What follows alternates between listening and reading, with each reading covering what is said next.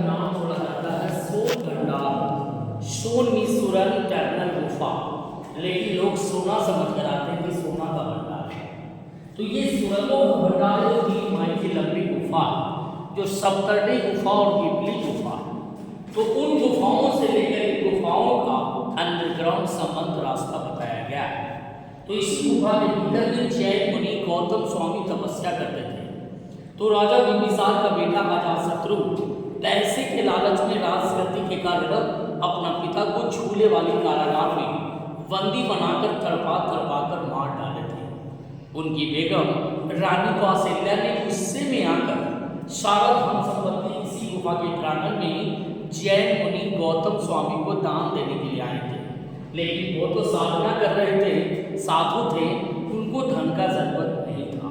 वो अपने तपस्या के बल पे पत्थरों की चट्टानों से दरवाजे को ब्लॉक कर दिया गया। तो जब अंग्रेज का शासन आया खजाना जानकर, तो सामने वाली जंगला से तो लगाकर तोड़ना चाहा, लेकिन टूटा ने दीवार के ऊपर काला दाग होकर रह गया।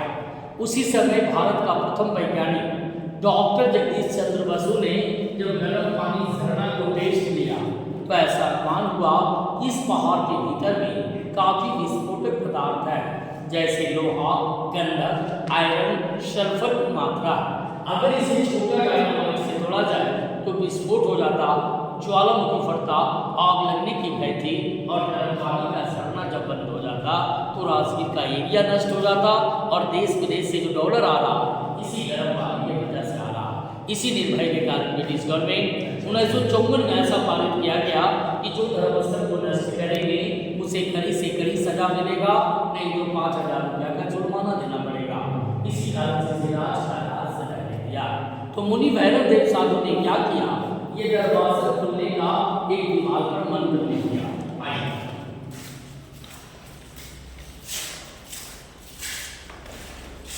ये मंत्र लिपि तो देख रहे श्रीमान टीवी चैनल पर भी प्रचार हो चुका है। ये मंत्र का नाम था संख लिपि, जो नालंदा के द्वितीय विश्वविद्यालय में 3 बड़ी लाइब्रेरी थी, रत्न सागर, रत्न रंजन, रत्न रधि। इसे 1199 में सारी लाइब्रेरी में आग का चिंगारी फेंक दिया गया, जो 6 माह तक इसकी पुस्तक चलते रहा। जब पुस्तक ही जल गया श्रीमान, तो दरवाजा खुलने का सवाल कहाँ से निकला। इसी कारण से कुल सिमसिम वन सिमसिम का कोटवासा में रह गया। ये जो प्रतिमा देख रहे, जब जैन धर्म का साधना के लिए हुआ तो दीवार काटकर 24वें तीर्थंकर भगवान महावीर स्वामी का प्रतिमा बनाया गया। माथे का सिर, बॉडी का सिर, पैर, धर्मचक्र और शेर का निशान।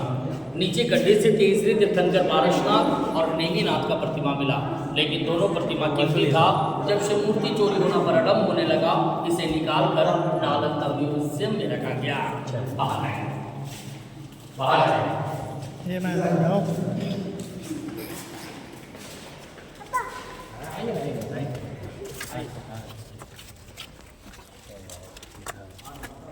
भीतर वाली लिपि तो कोई पढ़ा नहीं समझा ना, लेकिन बाहर वाली 2 लाइन की लिपि स्पष्ट कर दिया गया सर कि कौन बनाया, कब का बना हुआ है। ये गुप्त ब्राह्मणी है। इसे संस्कृत में पढ़ा गया है, निर्माणा लाभाय तपस्योगी शुभ गुहे अरहर प्रतिमा प्रतिशते आचार्य मुनि भैरव देव 3rd% एडी। इससे क्लियर से निकलता है सर कि राजा बिंबिसार का बेटा अजातशत्रु राज किया। अजातशत्रु का बेटा उद्यान यहाँ से राजधानी उठाकर पाटलिपुत्र में बसा दिया गया, तो कालांतर में जगह खाली पड़ गया। यानी आफ्टर क्राइस्ट 1700 साल पूर्व मुनि भैरव देव साधु ने पहाड़ काटकर 2 गुफाओं का निर्माण किया और दीवालों पर तीर्थंकरों का प्रतिमा बनाया। उसी तीर्थंकरों में 23वें तीर्थंकर, ऊपर में छोटे छोटे कड़ी का निशान, लेफ्ट राइट साइड पिलर, ये छज्जेदार मंडप जो सभा मीटिंग होता था, लेकिन 1934 की बिहार भूकंप में टूट गया, तो भारत सरकार सुरक्षा हेतु ईंट, प्लास्टर, चूना और पेरी से इसे मरम्मत किया गया। इधर आएंगे। ये जो देख रहे हैं सर, जैसे देखने में लग रहा है आपका अशोक चक्र, लेकिन ये जैन धर्म चक्र है। अशोक चक्र में 24 तीलियां होते हैं, जैन धर्म चक्र में 32 तीलियां होते हैं। एक रानी का फिगर पूजे के हाथ में सामग्री लेकर किसी मंदिर की ओर प्रतिदिन पूजा करने के लिए जा रही थी। कुछ लिपि ऊपर भी पाया गया सर, कुछ इस दीवार पे, कुछ इस दीवार पर, कुछ गेट के पास। ये शंख लिपि है। शंख लिपि की पढ़ाई आज तक नहीं हुआ। बगल में आएंगे।